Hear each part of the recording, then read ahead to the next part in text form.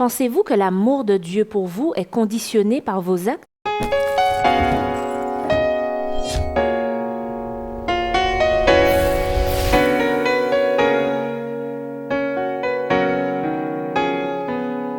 Bienvenue dans votre émission Autrement dit. C'est toujours un plaisir pour moi de vous retrouver afin de pouvoir poursuivre nos échanges, nos analyses du trimestre sur la préparation des temps de la fin. Pour répondre à nos questions aujourd'hui, j'ai le plaisir d'accueillir sur le plateau Patrick et Samuel. Bienvenue à tous les deux. Alors, qu'est-ce qui différencie selon vous le christianisme des autres religions? Alors, en plus de l'enseignement qui est particulier, l'enseignement biblique, chaque religion a son ensemble d'instructions, etc. Je crois que le christianisme est quelque chose de formidable parce qu'au centre de la religion, il y a une personne et cette personne peut être décrite par un mot, amour. D'ailleurs, la Bible dit que Dieu est amour. Je ne connais pas d'autres religions où l'être suprême ait accompli un acte aussi extraordinaire que la démonstration de l'amour de Dieu pour l'humanité à travers le sacrifice de Jésus. Quand on parle du salut, on parle essentiellement du sacrifice de Jésus en faveur de la race humaine. Je ne connais pas d'autres grandes religions du monde où il y a un phénomène aussi important, aussi capital.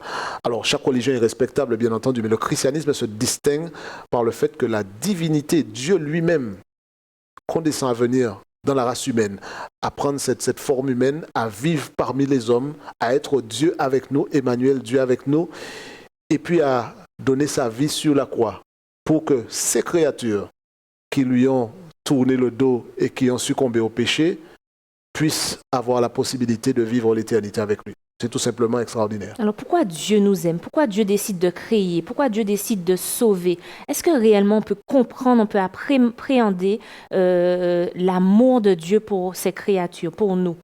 C'est quelque chose d'assez indicible, quelque chose que nous avons dans notre entendement du mal à apprécier, à comprendre. Parce que à partir du moment où on s'éloigne du cercle qu'il a établi pour nous et qu'on décide de faire autrement que les règles qu'il a fixées, eh bien, on pourrait s'attendre à ce qu'il s'éloigne de nous. Or, c'est tout le contraire. Donc l'amour de Dieu n'est pas conditionné par nos actes?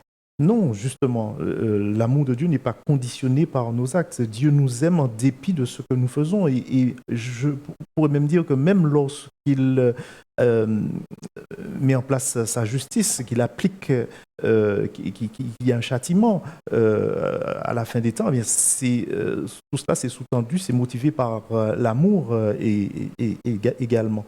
Donc, Dieu nous aime et c'est quelque chose que en tout cas pour moi, j'ai du mal à comprendre, un amour aussi fort pour l'humanité, en dépit de notre rébellion. Alors, est-ce que c'est un amour contagieux? Est-ce qu'un chrétien également, au contact de Dieu, aime et va même jusqu'à aimer ses propres ennemis? Alors, la Bible nous permet de comprendre que Dieu nous a aimés le premier, d'accord? Parce que Dieu est amour, c'est dans son caractère. C'est vrai que Samuel a raison de dire que c'est un amour insondable, puisqu'il n'y a pas de comparaison humaine. Alors, tu parlais de contagion. C'est vrai que quand Christ m'a aimé le premier, son amour me touche et m'amène en retour à aimer Dieu et à aimer mon prochain. Je dois pourtant dire, certaines personnes voient autrement, mais je ne crois pas que notre amour humain pourra jamais égaler l'amour de Dieu. D'accord? C'est là qu'on va avoir des épisodes dans l'histoire de l'humanité où quelqu'un ira même jusqu'à donner sa vie. L'actualité parfois nous fait des clins d'œil là-dessus, à donner sa vie pour le bénéfice d'un autre. Mais je crois que l'amour de Dieu, il nous contamine, entre guillemets, dans le sens où il nous amène à avoir une vision différente de Dieu et des autres. Dieu m'a aimé. Ça veut dire que je vois Dieu peut-être sous un jour nouveau, parce que j'ai fait référence, je crois, il y a quelque temps dans une leçon précédente à cette vision un petit peu martionnite qui voyait le Dieu de l'Ancien Testament comme étant sanguinaire, cruel. Et puis là, maintenant, il s'est assagi. Dans le Nouveau Testament, il a compris finalement, donc il devient gentil, etc. Bon, ça, c'est une vision tordue. Le même Dieu de la Genèse à l'Apocalypse, c'est le même Dieu qui est amour.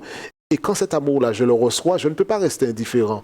je vais aimer Dieu en retour. Parce que comment ne pas aimer un Dieu qui, Samuel a eu raison de le dire tout à l'heure, je suis rebelle.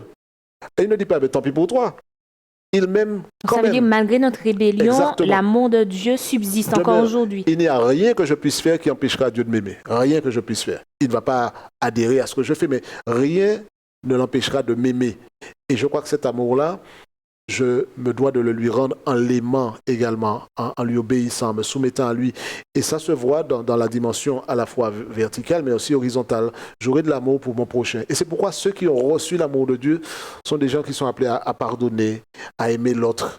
Et à même ses ennemis, comme tu disais dans ta question tout à l'heure, j'aimerai l'autre parce que j'ai été tellement l'objet d'un tel amour que je ne peux pas me permettre de ne pas le manifester envers les autres. Alors on parle de Dieu, mais on parle de Christ précisément, puisque on parle de Jésus-Christ, on parle du Saint-Esprit, on parle de Dieu le Père. Alors qui nous aime et qui devons-nous aimer? Nous devons aimer Dieu. Nous savons que Dieu se décline en le Père, Dieu le Père, le Fils, Jésus et l'Esprit Saint. Je voudrais revenir sur le propos de tout à l'heure concernant l'amour de Dieu et faire parler justement la parole de Dieu et Dieu lui-même. Dans Romains 8, versets 38 et 39, il nous a dit « Car j'ai l'assurance que ni la mort, ni la vie, ni les anges, ni les dominations, ni les choses présentes, ni les choses à venir, ni les puissances, ni la hauteur, ni la profondeur, ni aucune autre créature ne pourra nous séparer de l'amour de Dieu manifesté en Jésus-Christ, notre Seigneur. » Alors ça, le texte est assez clair. On peut essayer de se cacher, on peut essayer, quel que soit, on ne peut pas échapper à l'amour de Dieu. Dieu n'est pas comme un homme pour pouvoir haïr l'humanité. Qu'est-ce qu'il est alors, Dieu? Il y a bien des choses qui, je suppose, supportent. Il est le péché. Je laissais Patrick développer ça. Mais nous sommes pécheurs. Alors, comment concilier le fait qu'il est le péché, mais qu'il nous aime quand même? C'est ce qui fait la différence entre Dieu et nous. Parce que nous avons cette fâcheuse tendance à tout mélanger. Et celui qui va m'offenser, je vais haïr ce qu'il m'a fait. Mais dans le même balance, si je puis dire, je vais le haïr aussi et je mets tout dans le même sac et puis je ne vais plus le voir. Et Dieu se distingue en faisant la différence effectivement entre le péché et le pécheur. Le péché, il a en horreur. Et la Bible dit dans bien des passages, Dieu a le mal en horreur parce qu'il est bon, il est sainteté, il est perfection. Donc le péché ne saurait cohabiter avec Dieu. Mais moi, le pécheur, il m'aime, je suis sa créature, je suis son enfant, il m'aime. Et c'est justement parce qu'il m'aime qu'il voudrait que je me sépare du péché. Et il a tout mis en œuvre pour cela, à la fois en m'instruisant dans sa parole, en permettant à ce que lui-même soit à mes côtés, par son Saint-Esprit, pour me convaincre lorsque je fais quelque chose de mal et pour m'inviter à la repentance. Donc Dieu m'aimera toujours, quand bien même je suis pécheur. Il n'aime pas le péché que je fais, mais il m'aime. Et son objectif, c'est que je ne sois plus esclave du péché et que je le choisisse comme maître plutôt que d'être esclave du péché. Alors, j'aimerais revenir aussi sur la nature dont on parlait, la nature de Dieu en trois personnes. Dans Jean 14, au verset 9, Jésus déclare « Je suis dans le Père et le Père est en moi ». Alors, c'est vrai que c'est, je suppose, un mystère, mais comment comprendre cette nature de Jésus, de Dieu, du Saint-Esprit? Est-ce une personne? Enfin, il y a plusieurs questions à poser sur ce Dieu pluriel. C'est quelque chose, j'ai envie de dire, on pourrait en discuter longuement et ne pas épuiser le sujet, mais c'est quelque chose qui nous dépasse. Tout ce que nous pouvons dire, c'est que Dieu est un. Il y a un Dieu. Et par contre, nous savons bien que Jésus parlait de son Père. Donc Jésus n'était pas fou, si je puis dire, au point de parler de lui-même et de dire qu'il a été envoyé par son Père. Donc c'était bien une autre personne. Oui, c'est une autre personne. Et ce que nous comprenons avec notre entendement humain, et quand il parle du Saint-Esprit, c'est pareil. Il dit qu'il part et qu'il va nous envoyer. Il disait en tout cas à ses apôtres qu'il allait leur laisser, leur envoyer un autre consolateur. Envoyer le consolateur et qu'il était avantageux qu'il s'en aille. Donc il n'était pas non plus là en train de parler de lui-même parce que ce serait un peu curieux. Par contre, ce que nous comprenons bien en tant qu'étudiants de la Bible, c'est que il y a une telle osmose, donc une telle fusion, une telle convergence d'intérêts, une telle fusion entre ces trois personnes de la Trinité, et bien que c'est pour ça qu'il y a cette unité entre le Père, entre le Fils, Jésus et l'Esprit Saint. Et quand Philippe, semble-t-il, demande à Jésus de lui montrer le Père, et Jésus répond, ça fait si longtemps que je suis avec vous et tu ne m'as pas reconnu, tu ne vois pas que c'est moi. En fait, que veut dire Jésus par là? Il veut simplement dire que, et d'ailleurs, sa réponse, il dit, celui qui m'a vu a vu le Père, parce que à travers tout ce que j'ai montré au quotidien quand j'étais avec vous, par les actes que j'ai réalisés, par ma manière d'être, par le témoignage que j'ai eu auprès de vous, eh bien, j'ai manifesté à chaque minute, à chaque seconde, eh bien, qui est le Père. Et je voudrais juste extrapoler par rapport à cela, même si ce n'est pas forcément le sujet, pour dire que nous aussi, en tant que fils et filles de Dieu, à partir du moment où nous l'avons accepté, eh bien justement, nous devons refléter le caractère de Dieu, pas avoir la prétention d'être comme lui, mais nous devons refléter ce qu'il émane de sa personne et qui doit transpirer de nous-mêmes. Alors, c'est intéressant. J'aimerais revenir aussi sur ce que Patrick disait, que Dieu a une sainte horreur du péché. Mais en même temps, vous semblez dire que Jésus également est Dieu. Alors, comment Jésus a pu subsister dans ce monde rempli de péché? C'est tout l'intérêt de le contempler, parce que justement, il a une telle... Parce c'est un mystère encore, hein, il est venu sur cette terre pleinement Dieu, totalement homme. Ce n'est pas une sorte de mélange mi-Dieu, mi-homme. D'accord? Il était homme. Nous ne pourrons pas l'expliquer. Je crois que Samuel a très justement dit en fait que c'est au-dessus de notre compréhension. L'entendement humain ne peut embrasser ce concept-là. D'accord? C'est quelque chose d'insondable. Double nature. C'est humain, il est humain et il est divin. Comment est-ce que ce mariage-là peut se faire? Comment est-ce que la conception même d'un être divin peut se faire à travers une femme, et que le résultat soit un être à la fois divin et humain, dépasse la capacité de compréhension de l'homme. D'accord? Donc il faut établir ça au départ et avancer une fois ceci acquis. Ceci étant dit, c'est vrai que lorsque le Christ arrive sur la terre, il marche sans commettre de péché. Et il le fait non pas parce qu'il avait un pouvoir magique. Est-ce qu'il avait un avantage quand même sur nous autres êtres humains? Le Seigneur a donné un exemple extraordinaire. L'exemple, c'est quoi? C'est cette connexion qu'il avait avec le Père. Il était telle que le péché n'a pu s'infiltrer. Alors, c'est vrai qu'il n'avait pas le passé de péché que nous avons, c'est-à-dire dans le sens où il n'a pas péché, puis ensuite il s'est arrêté pour dire, bon, mais à partir de là, je continue sans péché. Il n'a jamais péché. Et il nous demande de marcher dans l'empreinte de ses pas, parce que nous aussi, nous pouvons maintenir cette connexion telle avec Christ que nous nous éloignons du péché. Maintenant, c'est une expérience que l'être humain fait quotidiennement, chercher à ressembler davantage à Jésus. Mais je crois que ce serait futile pour nous d'essayer de comprendre cette extraordinaire réalité qu'est un être divin qui est à la fois humain.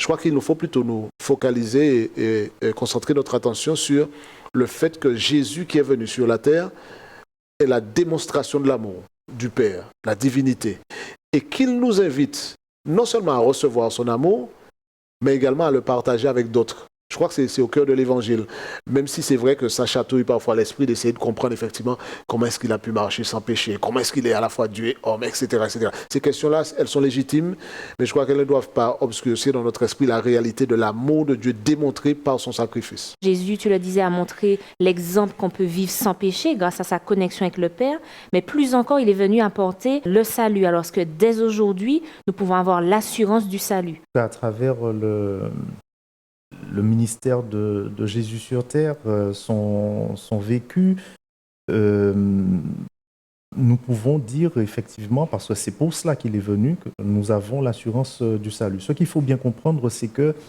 normalement, c'est un homme qui devait mourir. C'est l'homme qui devait mourir. Et Jésus, il va venir et mourir à notre place. Mais un homme qui devait mourir, un homme sans péché. Et on pouvait regarder toute l'histoire, ça n'existait pas. Ça n'a pas et la seule possibilité qui existait, eh bien, c'est que Jésus, enfin Dieu, à dire, puisse venir sur terre, prendre la forme humaine, vivre dans la peau d'un homme pour pouvoir mourir à notre place. Et ça, c'est quelque chose d'assez extraordinaire. Et quand on considère le livre de Philippiens, on voit que Dieu nous invite à avoir, enfin l'apôtre Paul nous invite à avoir les sentiments qui étaient en Jésus-Christ. Toujours voir cette relation entre la personne de Jésus et son vécu et ce que nous devons faire. Il nous incite justement à ne pas à rechercher en fait l'humilité, parce que Jésus, lui, il s'est dépouillé. Il n'a pas regardé en fait tout le faste du ciel en se disant qu'il faut que je reste, il vaut mieux que je reste là. Et il s'est dépouillé et il s'est humilié, il s'est sacrifié pour que nous puissions obtenir justement ce salut. Alors c'est vrai que c'est un acte qui a été effectué, certes, mais la Bible parle quand même, quand on lit Matthieu 7 au verset 14, « Étroite est la porte et resserré est le chemin qui mène à la vie, il y en a peu qui le trouvent. » Alors je pense que qui n'a pas douté de ce salut? Est-ce que réellement c'est pas présomptueux de se dire à la croix il a tout accompli, j'ai l'assurance du salut, quoi qu'il arrive? Alors, il y a deux manières d'aborder les choses. Je crois qu'on peut passer son temps avec un maître à mesurer l'étroitesse de la porte et puis de se dire effectivement, elle est étroite. Vu ma taille, je ne passerai pas parce que j'ai un fardeau énorme, je traîne quelque chose là, ça ne va jamais passer là. Ou alors je peux mesurer plutôt la grandeur de l'amour de Dieu. Et puis de se dire, mais avec un tel amour, comment puis-je être perdu avec un tel amour? Et je crois que c'est une question de perspective. Il y a des personnes qui, au lieu de regarder à Jésus, regardent à elles-mêmes. Effectivement, chaque jour qui passe va nous rappeler que nous sommes faits d'argile. Chaque jour qui passe va nous rappeler notre faiblesse. On disait tout à l'heure que Jésus a marché sans commettre de péché.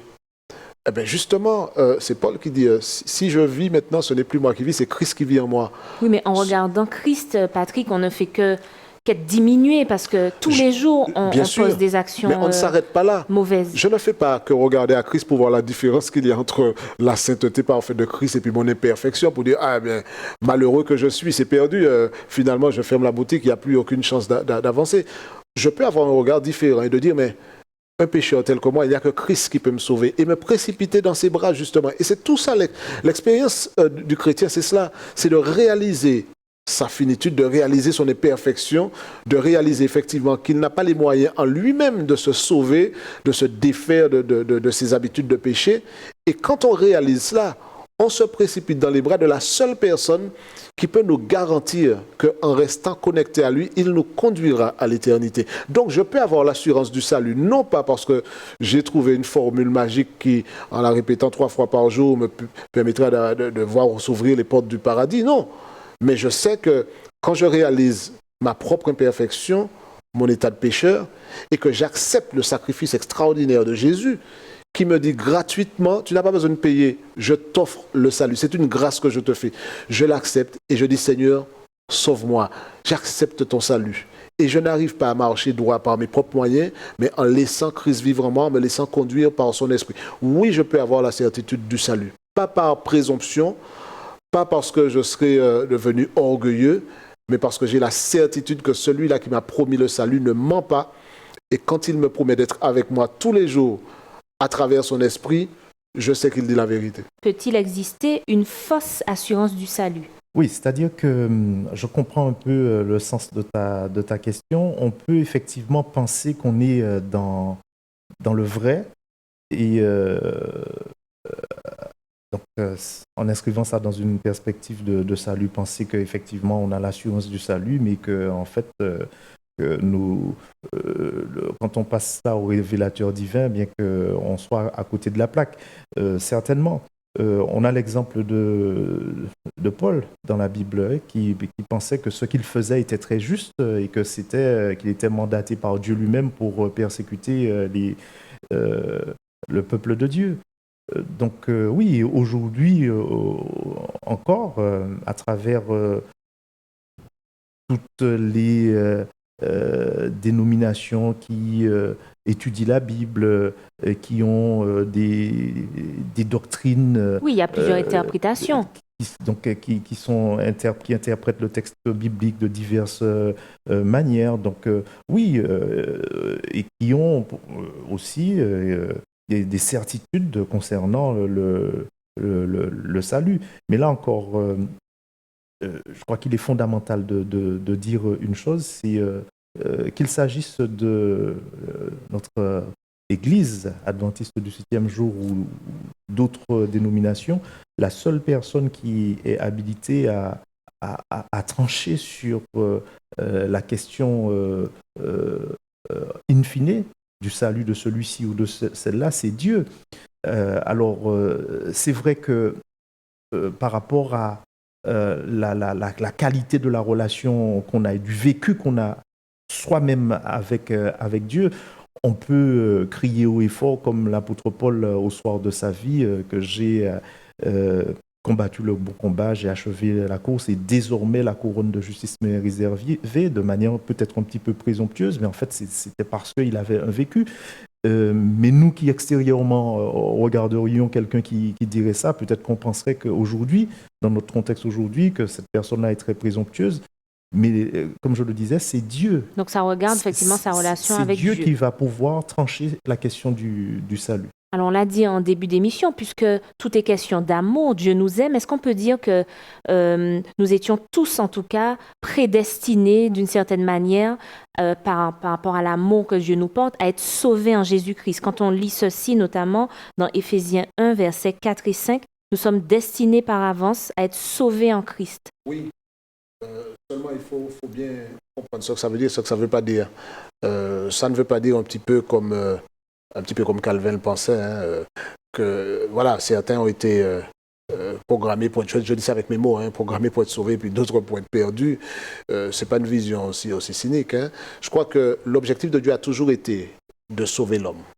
Et chose extraordinaire, même avant la fondation du monde, ça peut nous paraître mystérieux, c'est-à-dire que Dieu avait déjà, par amour pour sa créature, déjà prévu que même l'apparition du mal ne saurait être un frein à son amour et à son objectif pour l'homme. D'où le plan du salut qui n'a pas été conçu à la dernière minute pour pouvoir parer à une urgence. D'accord ? Donc, quelque part, l'amour de Dieu pour l'humanité se dévoile là encore sur le fait que dès avant la fondation du monde, c'était déjà quelque chose qui était sur les rails. Je crois que quand un être humain réalise la grandeur de l'amour du Christ, il ne peut faire autre chose que de dire, eh bien, cet amour-là, je veux y répondre et je veux m'accrocher à ce salut. Sans tomber dans la présomption, sans tomber dans l'orgueil, simplement répondre à cet amour et dire que Dieu est grand et il est bon. Et la possibilité qu'il me donne d'être sauvé, d'avoir la vie éternelle, est la meilleure démonstration pour un être humain pécheur tel que moi, d'un Dieu qui est fondamentalement amour. Et je crois que ça, c'est quelque chose qu'il nous faut chérir, qu'il nous faut garder précieusement. Donc, qu'est-ce qui fera la différence? Parce qu'on a vu qu'il y aura quand même une partie sauvée, une partie perdue. Qu'est-ce qui fera la différence entre ces deux camps? La question du choix, c'est fondamental. C'est-à-dire que Dieu ne perdra pas, en tout cas. Les perdus ne seront pas perdus malgré eux. Ils seront perdus parce qu'ils auront fait un choix de servir l'adversaire de Jésus. Donc Satan. On parle de notre rôle, on a parlé lors des études précédentes du fait d'être témoin, mais dans nos sociétés actuelles, comment aborder la chose? Comment parler du retour de Christ, du royaume de Dieu? C'est vague, c'est hypothétique, c'est imagé peut-être. Ça paraît difficile de pouvoir être un témoin aujourd'hui, de pouvoir annoncer cet évangile. Non, je ne vois aucune difficulté aujourd'hui, en tout cas dans le contexte dans lequel je vis, pour pouvoir témoigner pour Dieu. Alors, c'est vrai que peut-être dans d'autres pays, c'est beaucoup plus difficile, mais quand on a des facilités, quand on peut témoigner pour Dieu, il faut pouvoir le faire. Alors, la difficulté, peut-être, vient de la manière dont le message est reçu. Mais pas forcément de la transmission du message. Parce que pour transmettre le message aujourd'hui, ce n'est pas difficile. Alors peut-être que justement, il y a tellement de sollicitations dans le monde dans lequel on vit que ceux qui témoignent le font dans un espace où il y a beaucoup de bruit et où ils ne sont pas audibles. Le message n'est pas audible. Donc peut-être qu'en cela, c'est difficile. Et donc, pour pouvoir faire passer le message de l'évangile, cet évangile éternel-là, eh bien peut-être qu'il faut allier à la fois la prédication et puis le vécu, le témoignage. Le retour du Christ fait appel à une réalité. Certains parlent effectivement d'une simple doctrine, d'un moyen de trouver du réconfort dans nos détresses peut-être. Est-ce que ça paraît réel de parler du retour de Christ? Ce n'est pas tellement l'aspect technique pour la transmission de l'évangile. Je crois que le problème, c'est surtout que nous avons, en tant que chrétiens, parfois été de piètres ambassadeurs de cette bonne nouvelle. Quand on parle du retour de Jésus, de l'espérance de la vie éternelle, du salut, il faudrait que ça se voie, ça s'entende. Donc, quand je veux transmettre cette bonne nouvelle, mais que ceux qui me voient vivre ne voient pas le témoignage de quelqu'un qui a été sauvé, qui a un sauveur merveilleux, qui a la joie au cœur. Donc si je traîne un visage froissé comme quelqu'un qui n'a jamais connu cette espérance de la vie éternelle, cette bienheureuse espérance du retour de Jésus, c'est vrai que transmettre la bonne nouvelle, c'est un petit peu comme les enfants qui disent « j'aime la soupe », mais ils font ça avec la grimace. C'est peu crédible comme témoignage. Mais c'est compliqué parce que nous aussi, on est sujet à des événements, mais la bonne maladie, nouvelle, la mort. La bonne nouvelle, c'est pas de dire que je vis dans un monde où tout est déjà réglé. Je sais qu'il y aura un moment où le monde vivra une expérience extraordinaire, où le mal disparaîtra. En attendant, aujourd'hui, il y a des souffrances. Ça ne m'empêche pas de parler de la bonne nouvelle. Même mes propres égarements, je commettrai des erreurs. Mais ça ne m'empêchera pas de parler de la bonne nouvelle parce que je pourrais dire justement que malgré mes erreurs, l'Esprit de Dieu me relève et que je suis accroché à cette espérance et que je ne reste pas en bas lorsque j'ai chuté, mais que je me relève par la grâce de Dieu et que j'avance parce que cette espérance-là, c'est un véritable carburant. Donc, la bonne nouvelle, elle est présente et nous avons toutes les raisons de la partager, mais encore faudrait-il la vivre déjà pour être en mesure de la communiquer aux autres efficacement. Certains, effectivement, attendent le retour du Christ et sont vus comme des rêveurs. Alors, que répondre justement aux personnes qui doutent un petit peu de la réalité de cette prophétie? Il y a la foi qui rentre en ligne de compte. Alors, l'expression de notre foi à cette personne-là et puis notre témoignage, encore une fois. Il y a un proverbe de chez nous qui dit « Moun pa ka pran mouche et puis vinaigre ». Ce que je transpose, c'est de dire qu'on ne va pas attirer des personnes en leur montrant justement que nous les repoussons par notre propre manière Donc nous devons être exemplaires, c'est ce que vous dites. Oui, nous devons être exemplaires et à partir du moment où nous, pas infaillibles, mais exemplaires, pas pareil, être exemplaires. Et quand des personnes verront que nous avons un vécu qui interpelle, mais ces personnes-là viendront et notre foi, que les éléments de notre foi, ils vont essayer de comprendre pourquoi nous croyons à ces choses, à ces choses-là, parce que effectivement, la foi, c'est pas quelque chose que nous pouvons démontrer scientifiquement. C'est quelque chose qui relève de notre volonté et de la relation que nous avons avec Dieu. Si je puis ajouter une chose, c'est ce texte que je lisais dans 2 Pierre 1, le verset 9, et qui est lié à qui nous sommes. Vous, au contraire, ce texte-là, vous êtes une race élue, un sacerdoce royal, une nation sainte, un peuple acquis. Et c'est cette partie-là qui m'intéresse, afin que vous annonciez les vertus de celui qui vous a appelé des ténèbres à son admirable lumière. Donc, nous avons une vocation en tant que peuple de Dieu qui est d'annoncer ce que Dieu a fait pour nous, en tant que peuple de Dieu. Dans un monde où l'amour semble passer en second plan, est-ce qu'il y a pour vous un intérêt vraiment pour nous de prendre conscience que Dieu nous aime et de l'expérimenter concrètement? Absolument. Je crois qu'aujourd'hui, pour tous nos amis qui nous écoutent, je crois que tous sont animés comme nous-mêmes de ce désir de vivre heureux, de vivre pleinement. Et en fait, la réponse à cette quête-là se trouve dans la personne de Jésus. et l'amour extraordinaire qu'il a manifesté. Aujourd'hui, il y a peut-être des gens qui nous regardent et qui n'ont jamais entendu quelqu'un leur dire « je t'aime ». Il y a peut-être des gens qui nous écoutent, qui ont toujours été pointés du doigt, mis de côté, qui ont toujours été rabroués, et de savoir que Dieu aime tout le monde. C'est-à-dire que même ceux qui se sentent anonymes dans la grande foule, Dieu nous aime, son amour extraordinaire s'est manifesté à travers le sacrifice. Et cette formidable promesse de la vie éternelle, de vivre avec Jésus, avec l'amour incarné, elle est disponible pour nous tous. Donc je crois que c'est une invitation que personne ne pourrait refuser. Je dirais merci au Seigneur de nous avoir aimés et merci de nous donner l'opportunité de répondre à cet amour-là. Samuel, est-ce que tu as un mot pour la fin? Je vais laisser la Bible donner le mot de la fin. C'est l'apôtre Paul, je crois, qui dit que quelqu'un mourrait peut-être pour un juste, pour une personne de bien, mais Dieu, il a prouvé son amour envers nous, en ce que lorsque nous étions encore des pécheurs, donc ses ennemis, il est mort pour nous. Donc cet amour-là, c'est vraiment un amour insondable. Nous l'avons étudié cette semaine et un être qui nous témoigne autant d'amour, je crois que nous devons en retour expérimenter cet amour-là et puis lui rendre cet amour-là en retour. Comment le lui rendre? Qu'est-ce qu'il attend de nous l'expérimenter avec en retour de cet amour? Qu'est-ce qu'il attend de nous en retour de cet amour? Mais ce que Dieu souhaite, c'est que nous puissions l'aimer également. Je pense que c'est la chose. Oui, l'aimer et aimer Dieu en retour, c'est justement le montrer à travers l'observance des règles qu'il a mises en place pour notre bien, pour notre bonheur. Donc, amour implique obéissance, c'est ce que je comprends.